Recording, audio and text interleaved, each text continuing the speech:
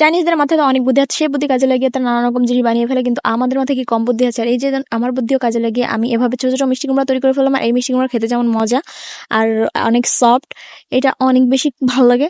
আর কিভাবে এই মিষ্টি কুমড়া তৈরি করলাম সেই সকল ডিটেলস নিয়ে আজকের ভিডিও। হ্যালো গাইস, আসসালামু আলাইকুম, আশা করি সবাই ভালো আছেন।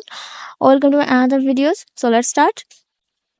এই তো সকালবেলা উঠে আমি ফ্রেশ ট্রেশ হয়ে আমি সকালের নাস্তাটা করে ফেললাম। তো আজকে রান্না করছিল হচ্ছে ধুন্দুল ভাজি আর হচ্ছে মুড়ি ঘন্ট। তো সেটা দিয়ে খাওয়া শেষ করে এবার এতে দেখছিলাম আগে থেকে এই কাজগুলো আম্মু করে ফেলেছে, যেমন নারকেলের পুরটা রেডি করে ফেলেছে, তারপর হচ্ছে ডোটা মেরে নিয়েছে, সবকিছু করা শেষ।